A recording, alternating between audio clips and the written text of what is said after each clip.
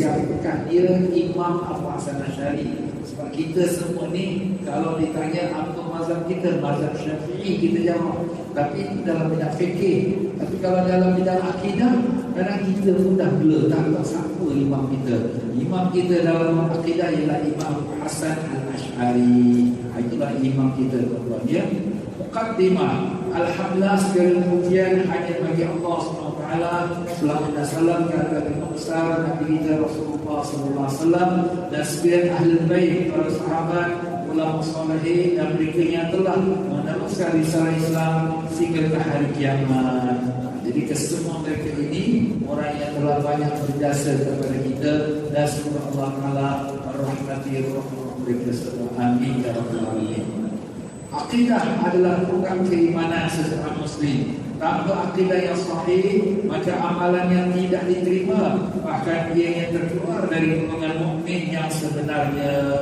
Ini nampak tuan-tuan, bagaimana pentingnya akidah ni. Akidah ni kalau sekiranya kita salah, kita bukan hanya kita punya ibadat saja yang tak sah, bahkan kita punya iman pun terkeluar. Kenapa Ustaz? Yalah, umpamanya dia ingat Allah Ta'ala ada tangan, dia ingat Allah ada kaki, dia ingat Allah duduk ke atas langit. Ini sudah menyerupakan Allah dengan makhluk. Jadi ini pun boleh membawa gugur keimanan. Sebab itulah pentingnya belajar akidah. Dan demikian juga, kalau kita sembahyang, kita puasa, sebab kita ibadah kita buat, tapi sebab pada siapa? Sebab pada Tuhan Allah. Tuhan Allah yang mana? Allah mana? Jadi kita pun dah pening. Kita pun tak kenal. Macam mana kau sebab pada Allah Tuhan yang kau tak kenal? Jadi amalan kita tidak sah kalau tidak ada akidah yang benar. Akidah itu sebagai tonggaknya, sebagai akarnya. Pokok tak boleh hidup kalau tak ada akar. Ya? Maka dengan sebab itulah Imam Syafi'i rahimahullah ta'ala telah berkata, aku lebih suka kalau aku tersilap dalam hukum fikih daripada aku tersilap dalam hukum akidah. Kerana jika aku tersilap dalam fikih, maka aku berdosa. Tetapi jika aku tersilap dalam hukum akidah, maka aku keluar daripada Islam. Nampak? Imam Syafi'i pun rasa takut sekali, bimbang sekali kalau tersilap dalam bab akidah. Kalau fikih kita sembahyang salah, lebih-lebih berdosa. Sebab apa? Kita tersilap. Tapi kalau akidah silap, bukan berdosa tuan, dah keluar dari Islam. Jadi sebab itulah di sini akidah ini tak boleh diambil ringan. Mesti perlu kita mempelajarinya.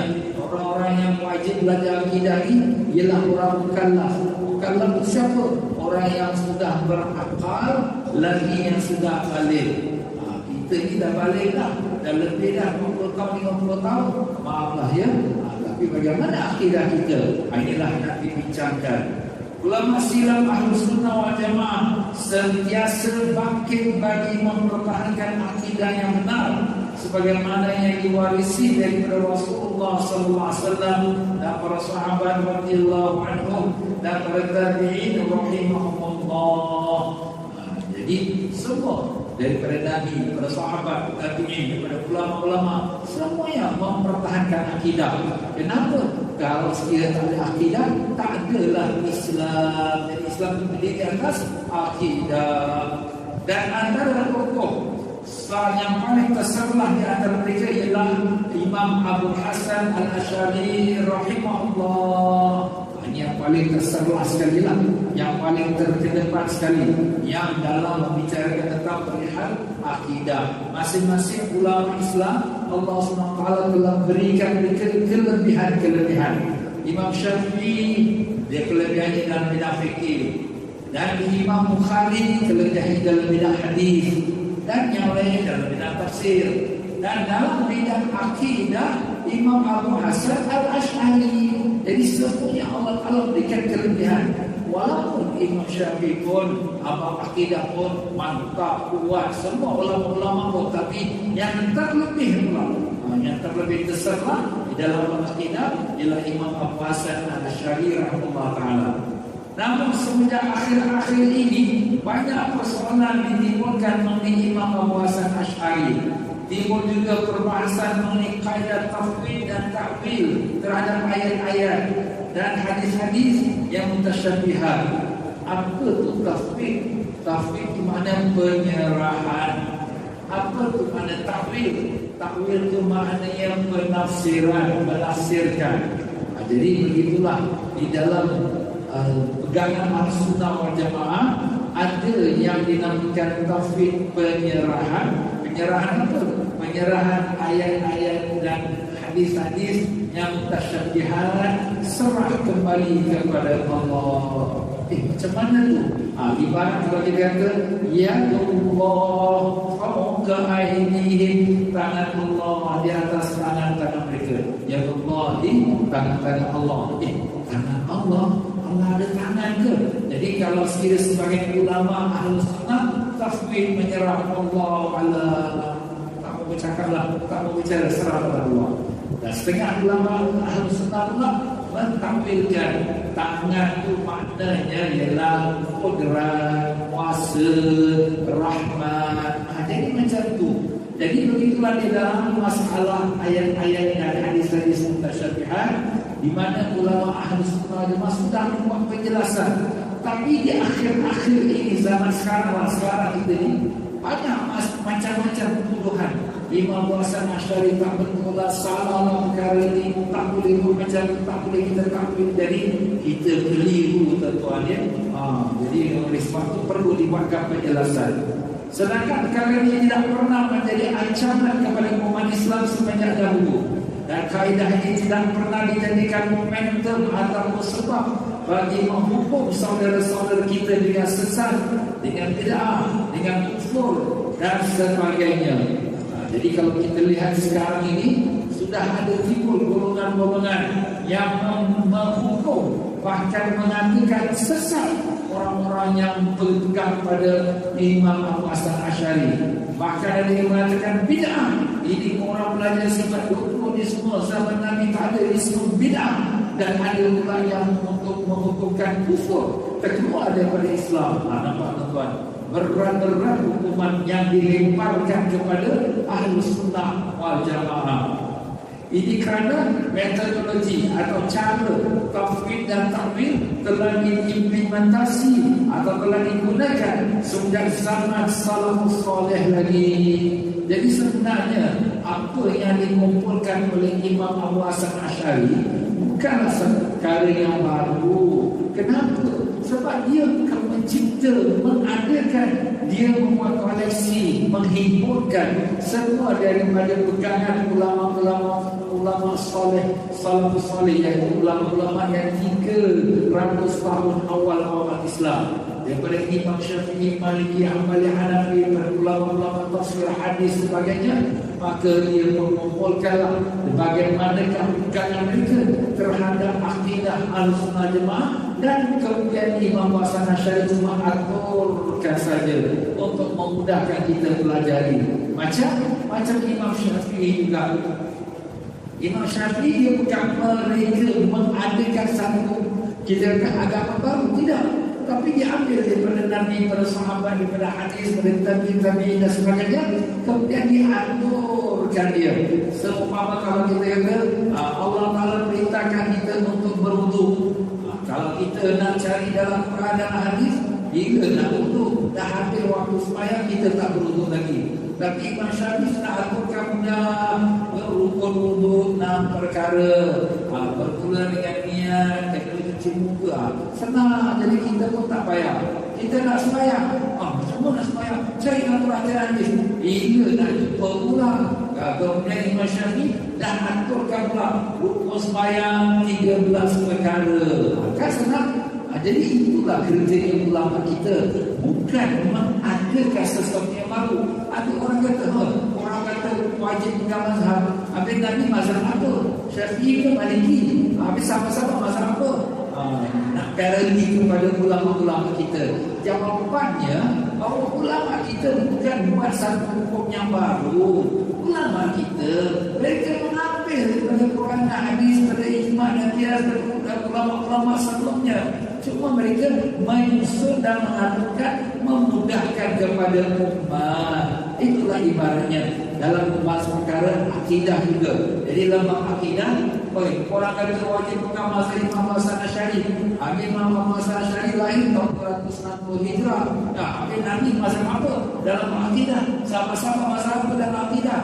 Jawapan kita bahawa Imam Hasan Asy'ari bukan buat satu perkara yang baru, tapi beliau telah mengambil pada Nabi, pada sahabat, pada ulama-ulama sebelumnya, dan disusulkan dengan teratur untuk mudahkan orang belajar bab akidah. Sebab orang dah mula sibuk pada awal-awal Islam, orang semua belajar agama rajin. Tapi bila dah akhir-akhir zaman itu lagi, sudah orang sibuk dengan dunia, dengan niaga, dengan kerja. Dia belajar agama ni sambil-sambilan. Macam hari ini. Hari ini lagi teruk lagi. Bukan sambil-sambilan, kerana tak belajar langsung.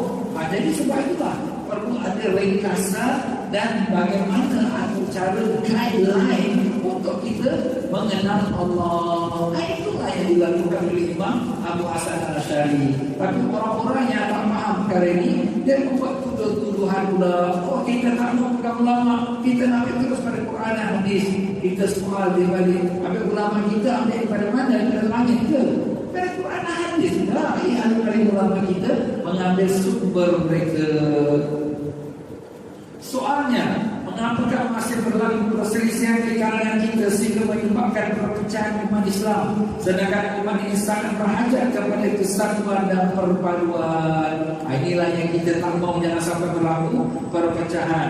Kita juga perlu melihat bahawa pegangan umat di atas mazhab Ahlussunnah wal Jamaah yang dipelopori oleh Imam Hasan Asy'ari adalah satu pegangan yang benar dan tidak perlu diragukan lagi. Hal ini jelas seperti mana yang disebutkan oleh Imam Al-Muhaddithin Al-Imam Az-Zabidi dalam kitab Ithaf Sadatul Muttaqin fi Syarh Ihya Ulumuddin. Jadi apa kata Imam Zabidi? Siapa Imam Zabidi? Ulama hadis. Siapa dia? Mensyarahkan kitab Ihya Ulumuddin, kitab Imam Ghazali rahimahullah taala. Dalam juz yang kedua, juz ke-6, dia mengatakan, "Idza utliqa Ahlussunnah wal Jamaah fal-muradu bihim al-Asy'ariyah wal Maturidiyah." Apabila disebutkan lafaz Ahlussunnah wal Jamaah, maka yang dikenali dengannya ialah golongan al-Asy'ariyah dan al-Maturidiyah. Jadi begitulah dia. Ulama-ulama pada zaman dahulu lagi sudah sepakat mengatakan siapa yang Ahlussunnah ialah orang yang berpegang pada mazhab Asy'ariyah atau Maturidiyah. Jadi dalam bidang fikih kita ada 4 imam, Syafi'i, Maliki, Hambali, Hanafi. Dalam bidang akidah kita ada 2 imam, Imam Abu Hasan Asy'ari dan Imam Abu Mansur Al-Maturidi. Jadi gelaran kita, kalau Imam Hasan Asy'ari Asy'ariyah, kalau gelaran kepada orang yang mengikuti Imam Abu Mansur Al-Maturidi dinamakan dia Maturidiyah. Jadi kedua-dua mereka ni semua adalah ulama salaf kita, kerana mereka hidup pada tahun-tahun sebelum akhir tahun 300 Hijrah. Sayangnya akibat tidak mengenal penjelasan alim ulama, kita dengan lantang bertanya, adakah mazhab Al-Asy'ariyah termasuk Ahlussunnah wal Jamaah? Bahkan yang terlebih dahsyat, sehingga ada setengah mereka yang menamakan mazhab Asy'ariyah sebagai sesat, menolak sifat-sifat Allah, dan mazhab Asy'ariyah bukan daripada kalangan Ahlussunnah wal Jamaah, dan berbagai-bagai lagi. Inilah dia tuduhan-tuduhan yang dilontarkan kepada ulama-ulama yang berpegang pada Ahlussunnah wal Jamaah. Jadi kita pun yang pegang Ahlussunnah wal Jamaah, kita pun dah keliru. Jangan cakap dah keliru, kita pun dah tak kenal Ahlussunnah wal Jamaah. Saya pernah dulu nak tanya seorang ustaz tu pun kafir juga di Singapura. Ustaz mazhab apa?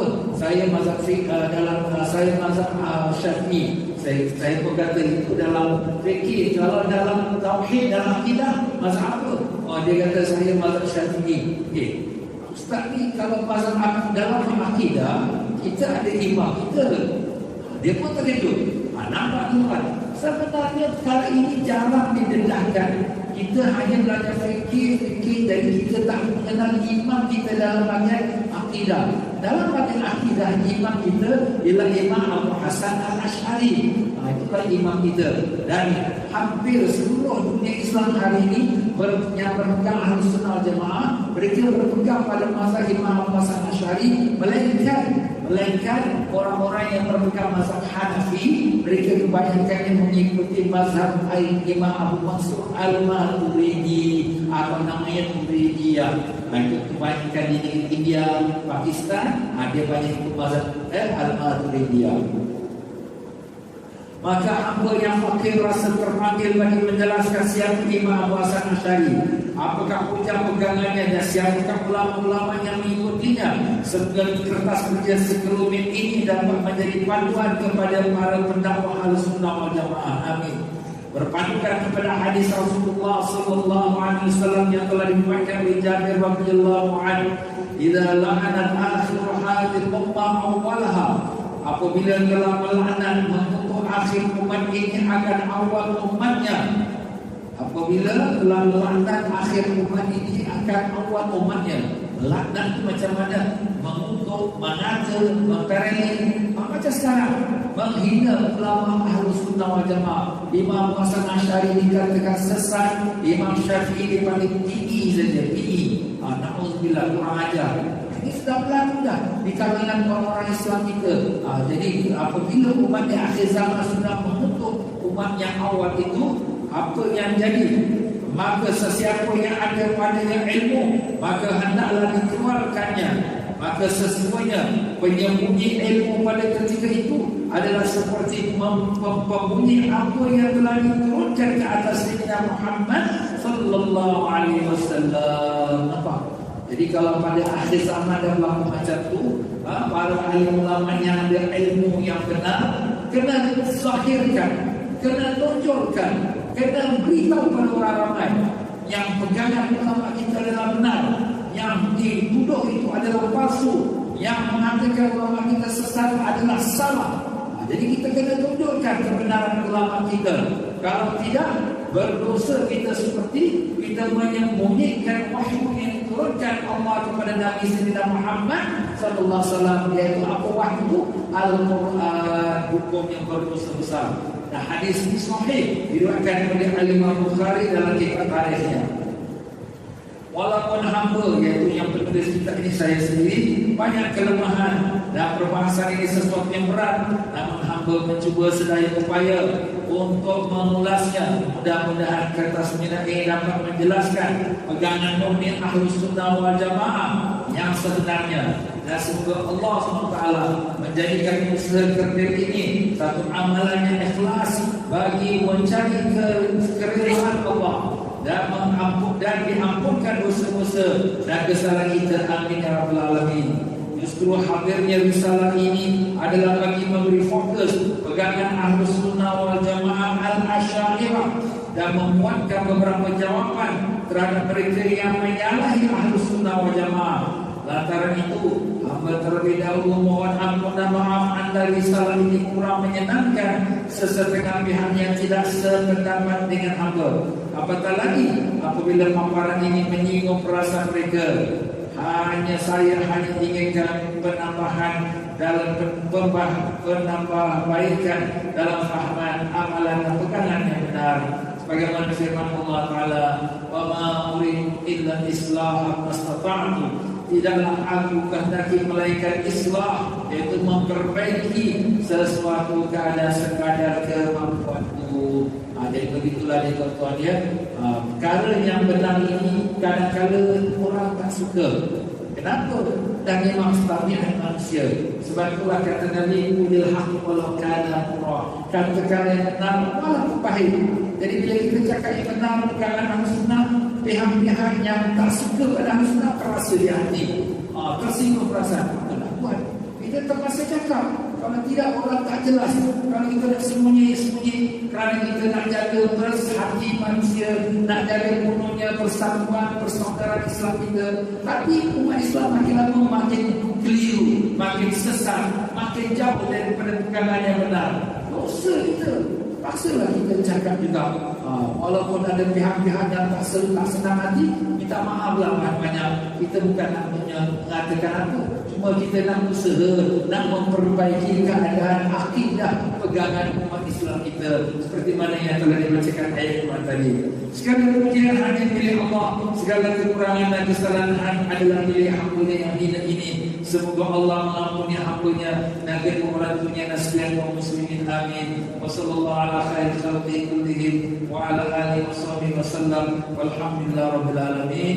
Wallahu a'lam. Kita berhenti pada siapakah Imam Abu Hasan Asy'ari.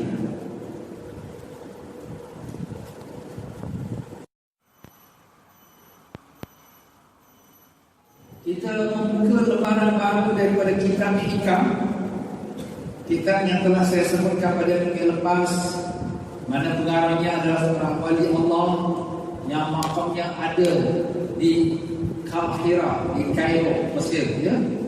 Memang dia seorang yang sangat masyhur